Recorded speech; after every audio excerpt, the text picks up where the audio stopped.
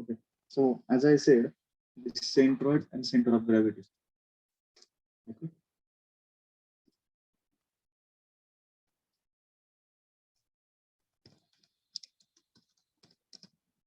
Centroid and center of gravity. So your centroid is basically associated with the area of the lamina, area of the plane figure or area of the lamina, and center of gravity is associated with the volume of the body. It is associated with the volume of body. So if we consider the both the parameter comparison chart of center of gravity and centroid. So second is center of gravity. Okay. So here is the point at which area is concentrated. Okay. Is the point at which whole area of the body is concentrated. Area is lies. Okay. And in case of center of gravity, it is a point at which whole mass of the body is lies. Okay. Point at which mass of the body is lies. Okay. So basically it is related with the centroid is related with the 2D object. Okay. And center of gravity related with the 3D object. So for example, आपण काय बघितलं होतं cylinder. Okay. Or cone, etc. Here we can say that circle, rectangle, etc. Okay.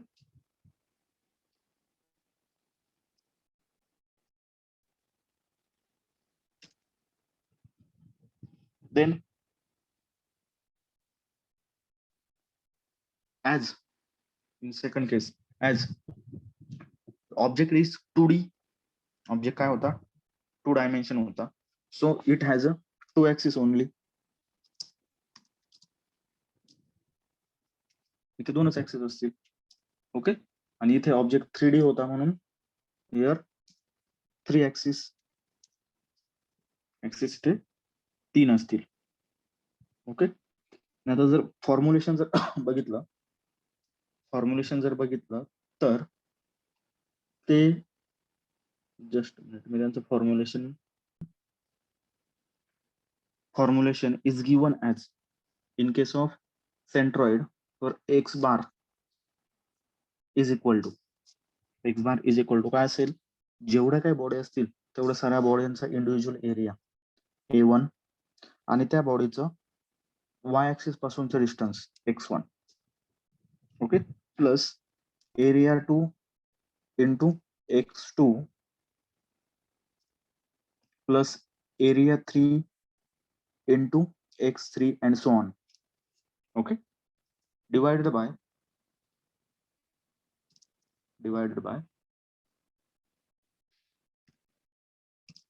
area 1 plus area 2 plus area 3 plus जेवढे area असतील तेवढे area.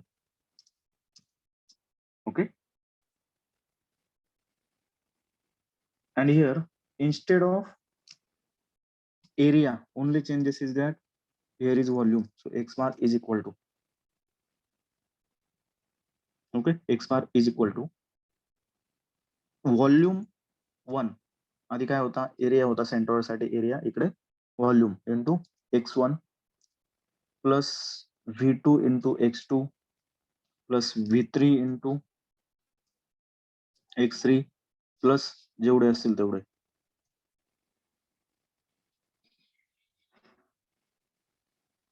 Divided by v1 plus v2 plus v3 plus so on जे असतील ते. Okay, so suppose we have example जर घेतलं, we have this one body and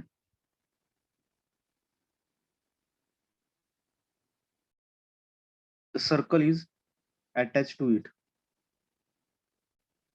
okay, circle ह्या बॉडीला अटॅच केलेलं आहे या पद्धतीने.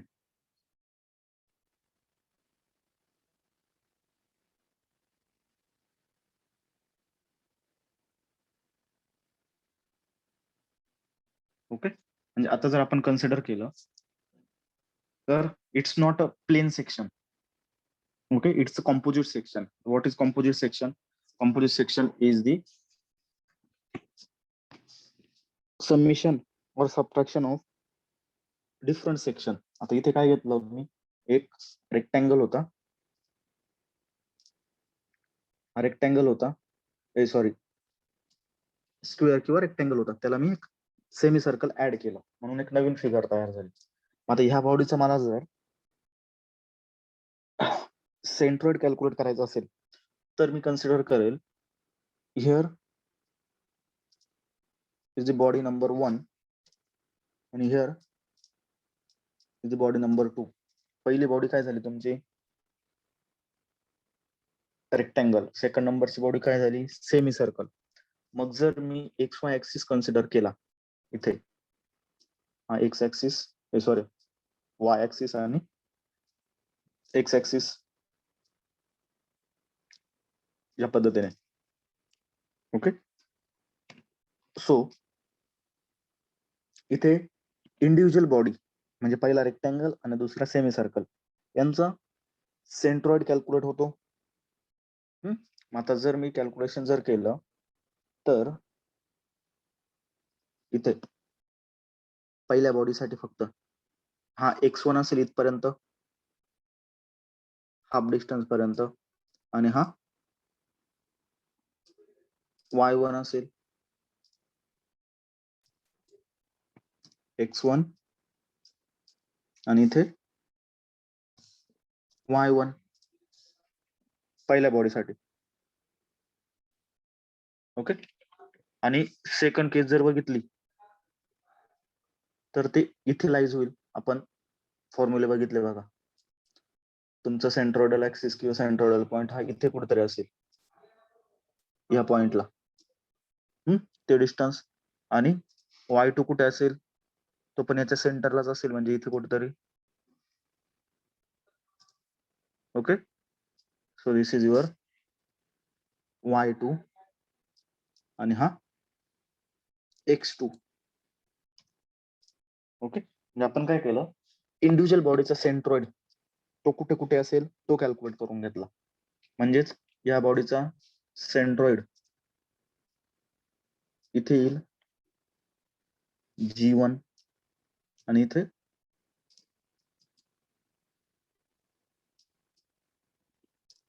G2. तर ज्यावेळेस मी या दोघांचं ऍडिशन करेल त्यावेळेस मला कंबाईन बॉडीचा म्हणजे सेमी सर्कल आणि रेक्टँगल असलेल्या कंबाईन बॉडीचा सेंटर ऑफ ग्रॅव्हिटी मिळेल. ओके, आता कन्सिडर करू यांचे जे काही डायमेन्शन आहे, ते टोटल डायमेन्शन आहे सपोज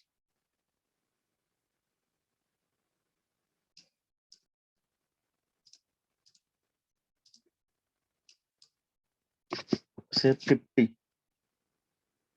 आणि हाईट आहे 60. याची रेडियस आहे 20. ओके, मग आता मी जर x1 जर कॅल्क्युलेट केला, x1 काय सांगतो आपला, x1 म्हणजेच 50 डिवायडेड बाय 2. तो त्याच्या सेंटरवर असतो, 50चा सेंटर म्हणजेच तो किती वरती आला, 25 वरती आला. ओके, त्यानंतर पहिल्या बॉडीसाठी y1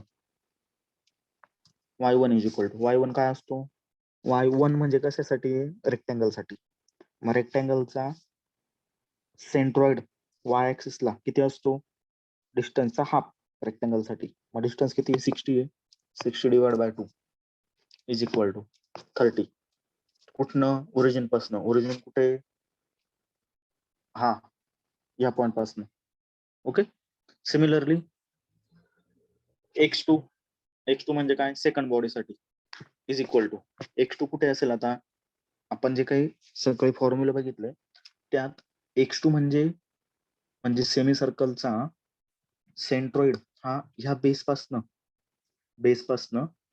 4r/3π वरती असतो 4r/3π पण आपल्याला पाहिजे कुठं आहे ऍक्सिस पासन म्हणजे त्यात हे टोटल डिस्टन्स ऍड होईल ते किती आहे 50 प्लस काय 4r डिवाइड बाय 3π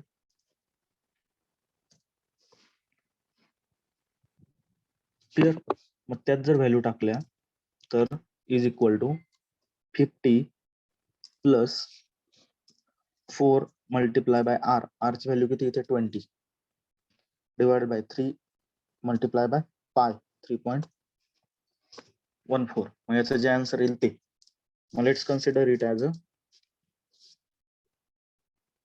65.23 आलं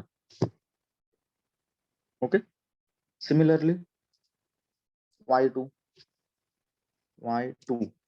is equal to okay y2 is equal to y2 म्हणजे काय ऍक्सिस पासन y ऍक्सिस पासन y2 कॅल्क्युलेट करतो म्हणजे x ऍक्सिस पासन डिस्टन्स कुठपर्यंत सेकंड बॉडीसाठी कॅल्क्युलेट करतोय म्हणजेच ते जाईल तुमचा याच्या सेंटर पर्यंत सेमी सर्कलचा सेंटर म्हणजेच काय झालं त्याचा रेडियस म्हणजेच r is equal to r किती आहे 20 सो 20 म्हणजे थोडस आपला प्रॉब्लेम रॉंग झालेला आहे ते 30 यायला पाहिजे आणि हे पण 30 घेऊ आपण हे जे डिस्टन्स आहे r is equal to 30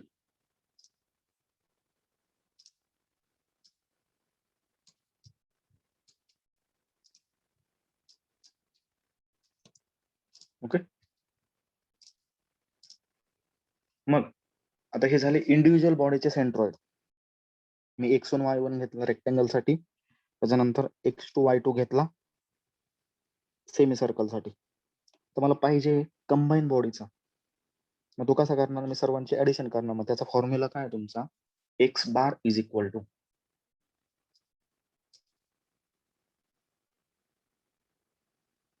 x bar is equal to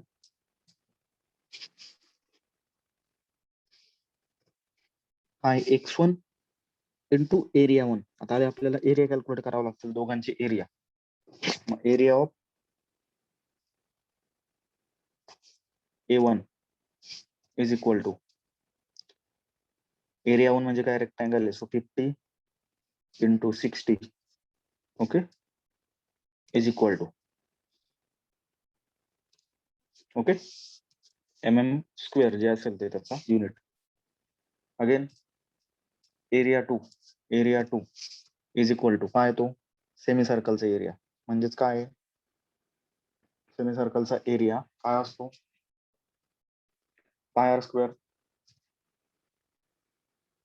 okay किंवा 4π/4d² आपण इथं रेडियस नुसार जर कन्सिडर केला तर काय होईल तो πr² divided by 2 so 3.14 multiply by r² 30चा square divided by 2 okay so consider it as 194.28 mm² एक आलेला आहे असं कन्सिडर करू मग आपला रेग्युलर फॉर्म्युला काय आहे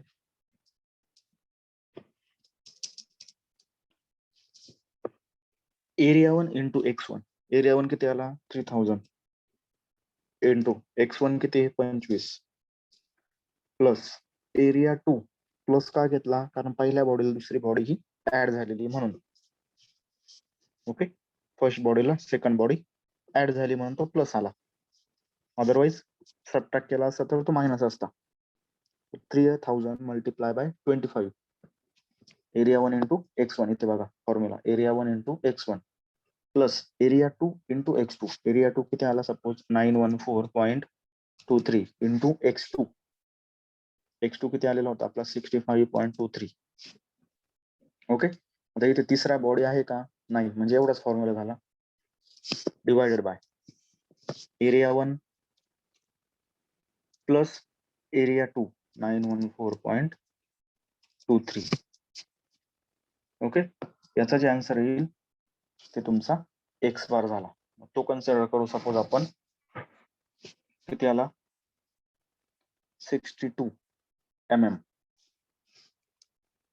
okay, similarly y bar is equal to x बारचा झाला, y बारचा पण सेम फॉर्म्युला. y बार मध्ये काय असेल, फक्त x1 च्या ऐवजी y1 असेल. 3000 multiply by y1 30 plus area 2 914.23 multiply by y2 30.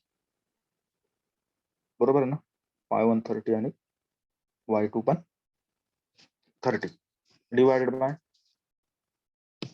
Area 1 plus area 2 bracket complete. याचं जर आन्सर आलं तर ते इज इक्वल टू 30 mm. कारण बॉडी ही सिमेट्रिक ते 30 येईल. ओके, म्हणजेच मी असं सांगतो की या कंबाईन बॉडीचा सेंटर ऑफ ग्रॅव्हिटीचा पॉइंट हा कुठे असेल, तर या पोझिशनला. एक्स बार किती आला तुमचा 62, म्हणजेच हा वाय ऍक्सिस आहे, वाय ऍक्सिस पासून 62 डिस्टन्स वरती. आता हा 25, हा 50 आहे, 50 60 इथे कुठेतरी असेल, म्हणजेच ही तुमची एक्स बारची लाईन असेल. ओके, आणि 30 वरती म्हणजे ही वाय बारची लाईन असेल. यांचा इंटरसेक्शन पॉईंट कुठे आला, हा पॉईंट. म्हणजेच ह्या पॉइंटला तुमचा टोटल बॉडीचा जे काही एरिया आहे तो लाईज झालेला आहे. याचे कोऑर्डिनेट जर बघितले तर याचे कोऑर्डिनेट किती येतील, 62 आणि 30. म्हणजे हे डिस्टन्स, हे जे काही डिस्टन्स आहे हे 62 आहे आणि हे व्हर्टिकल डिस्टन्स आहे 30 आणि हे 62 mm. क्लिअर. ओके, सिमिलरली फक्त चेंज काय होईल, सेंटर ऑफ ग्रॅव्हिटी मध्ये आपण जिथे इथे एरिया कॅल्क्युलेट केला तिथे एरियाच्या ऐवजी तिथे त्याचा व्हॉल्यूम असेल. So instead of area we have to calculate volume of the body. Okay, आता असे नंबर ऑफ सेक्शन असतात. ओके, काही नंबर ऑफ कॉम्पोजिट सेक्शन. आता ते कॉम्पोजिट सेक्शन कुठले कुठले ते आपण बघू. ओके,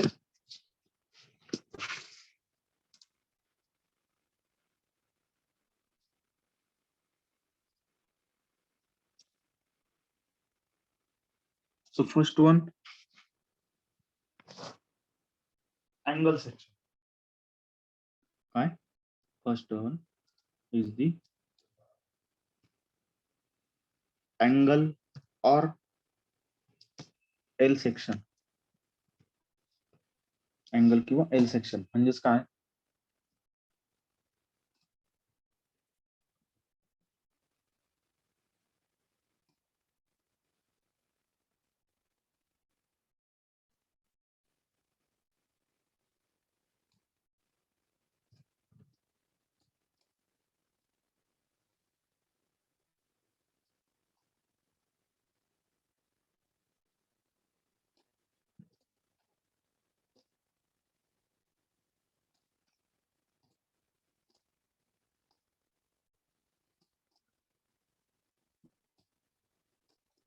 हा झाला तुमचा एल सेक्शन, एल टाइप मध्ये. ओके, मग इथे याची कंबाईन हाईट दिलेली असेल,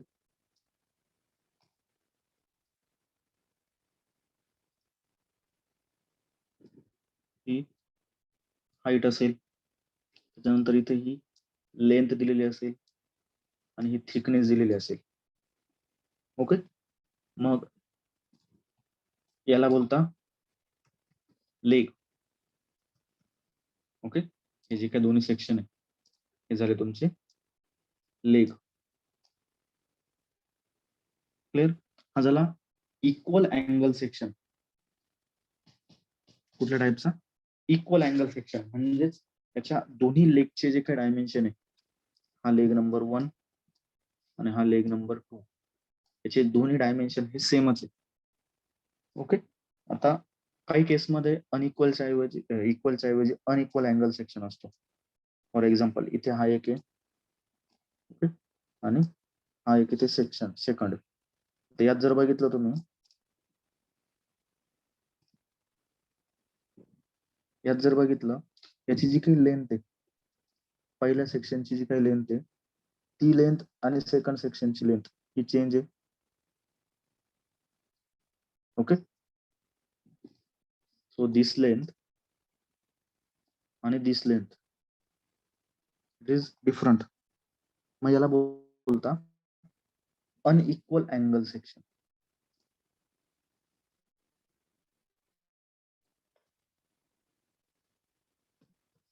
अनइक्वल अँगल सेक्शन. ओके, अगला अँगल सेक्शन. नेक्स्ट वन आहे T section.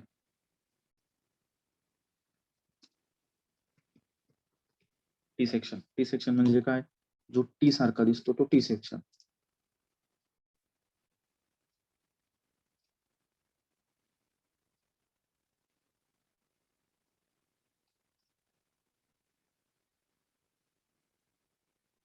Okay, so this is T section. T section. आता यात दोन केस असतात.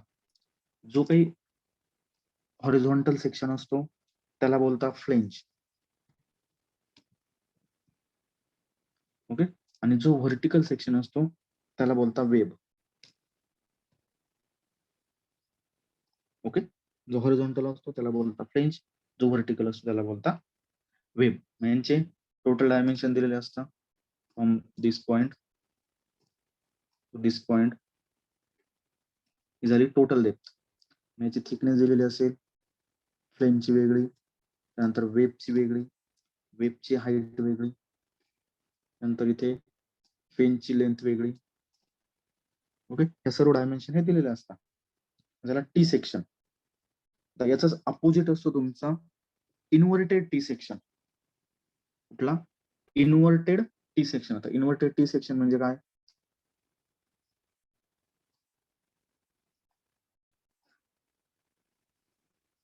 इन्व्हर्टेड टी सेक्शन म्हणजे काय? जो काही फ्लेंज असेल ती फ्लेंज डाऊनवर्ड डायरेक्शनला असेल.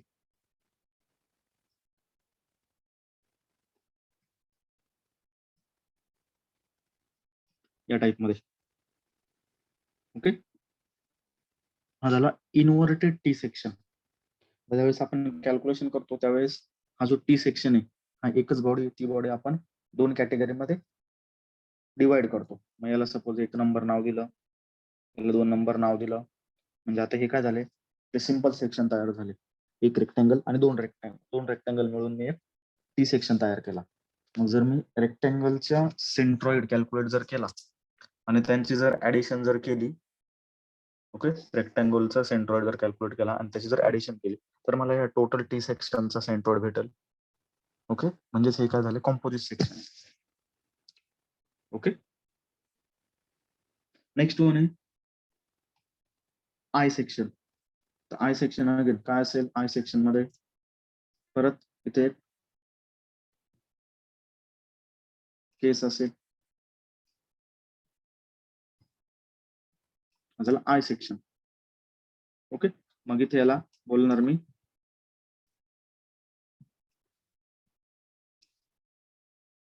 Top flange. ओके, दोन फ्लेंज झाला म्हणून टॉप फ्लेंज आणि bottom flange.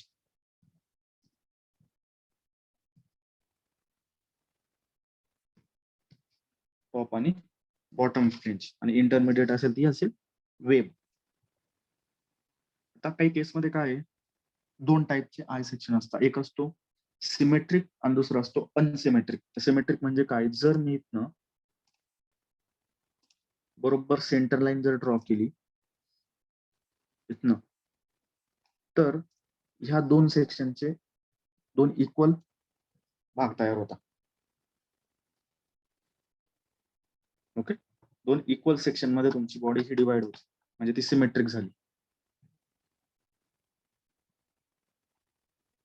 Okay, second is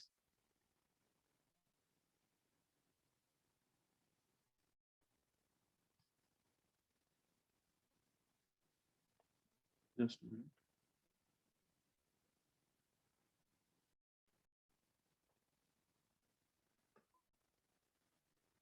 Okay, so this is C section. Clear? Okay. So let's solve the problem based on the centroid and center of gravity.